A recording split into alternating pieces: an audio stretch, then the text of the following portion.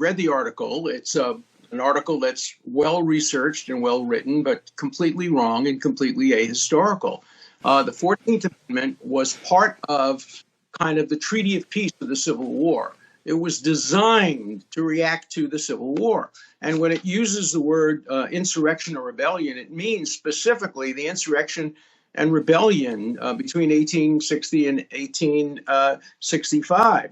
And the proof of that is the very same amendment that's cited talks about the United States not accepting any claim for the loss or emancipation of any slave. Now, obviously, there were no slaves at the end after the Civil War, so this clearly had to do with the Civil War. It also creates no criteria for who decides who was involved in an insurrection. Who makes that decision? Is it the current president? Is it the Supreme Court? Is it Congress? We just don't know. And to show you the hypocrisy of the people who are pushing this, some of the very same people, radical law professors on the left, particularly, I don't know about these two guys, have argued that the 14th Amendment is only restricted to the Civil War. For example, the 14th Amendment talks about the equal protection of the laws. Now, the equal protection of the laws would say that you can't use race as an additional factor in allowing people to be admitted to colleges. But a number of law professors on the left have said, no, you don't understand. The equal protection of the law was written to protect enslaved black people. It has no application to white people who are trying to get equal protection in universities. So people look at the 14th Amendment both ways. They say, look, either it applied only to the Civil War. That's the argument, that equal protection doesn't protect white people. Or it applies to everybody, even in the year 2023. If somebody concludes that there was an insurrection and a rebellion and that somebody was part of it, it could have excluded previous presidents as well, who participated in demonstrations, who opposed wars, things of that kind. It's such a vague and loose term. And so I just don't think that there is a plausible case under the Constitution for denying Donald Trump the ability to run for president. I think I have a constitutional right to vote against him for the third time, which I fully intend to do. And I don't want some law professor to deny me that essential constitutional right by a stretched reading of the 14th Amendment. So you're going to get a lot of support for it. A lot of professors who will do anything to stop Trump will suddenly jump on this bandwagon, but it's just not historically accurate. It doesn't surprise me that this article is written by conservatives. It makes it more credible, the fact that it's written by conservatives. My question that I would ask them, maybe they won't answer it, who did they vote for in 2020? Did they vote for Trump or did they vote against Trump? Being a conservative doesn't mean you're fair about Donald Trump. As I say, as you said, I voted against Trump twice, but I cannot read the 14th Amendment to give somebody, and we don't even know who, the power to declare that a person who has 45% of the vote in current polls can't run for president. You know what a radical step that would be, to deny 45% of the American public, or even more perhaps, the right to vote for somebody because of a stretched interpretation of the Constitution that doesn't even provide who should make that decision. I challenge those professors to debate me in any form, in any context, and to answer the question first.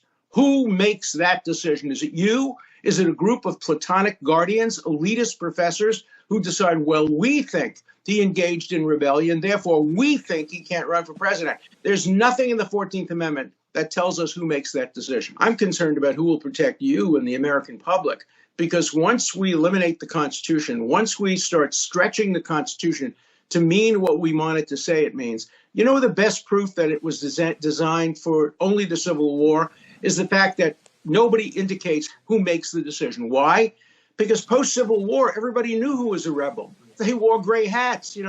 They had Confederate flags. There was no doubt who was a rebel, and there was no dispute about it. But if you try to use that statute, that 14th Amendment going forward to 2023, you would need to have a decision maker. And the fact that there is no decision maker in the 14th Amendment is absolute proof that it was intended to apply to that dispute, that rebellion, that upheaval only, and it was not intended to be a general prohibition.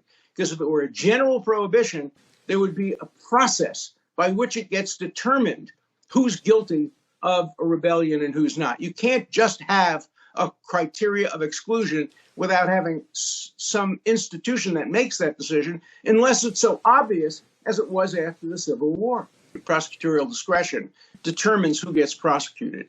And I think when you have the President of the United States telling friends, and then it being leaked to the New York Times, we think that Garland is going too slow. He's acting like a ponderous judge. This is the president saying, we want Trump prosecuted for January 6th. When you have a prosecution that is initiated by the president against the leading candidate against him, it has to be Caesar's wife. It has to be the strongest case possible in front of the fairest jury and the fairest judge. Everything is the opposite of that. This is an extraordinarily weak case in a jurisdiction that is 90%, 95% anti-Trump in front of a judge who should be recused because of her prior connections to Hunter Biden, to a law firm that has been conflicted out of cases and has a long history of corrupt identification with one party. This is the worst possible combination of circumstances. You know, on my podcast, I give bananas out. We're up to 2 bananas now. Ecuador is 10 bananas. They just murdered a man running for president there. We're up to 2 bananas, but we're getting close to 3 and 4 bananas on a banana republic scale. We're not there. And I want to preserve our rule of law and the integrity of our legal system. But when the President of the United States tells friends he wants the primary person running against him to be indicted quickly and forcefully, you get a banana for that. Trump waiving documents which the government claims were classified in front of unauthorized people and saying, I could have declassified this when I was president. I didn't. They're still secret. That technically is a crime, but it should not be prosecuted when the person commencing the prosecution is the president and the person who is being prosecuted is the leading candidate against them. It's not a serious enough crime to warrant prosecutorial discretion. Remember, 90% of crimes that are committed in America are not prosecuted.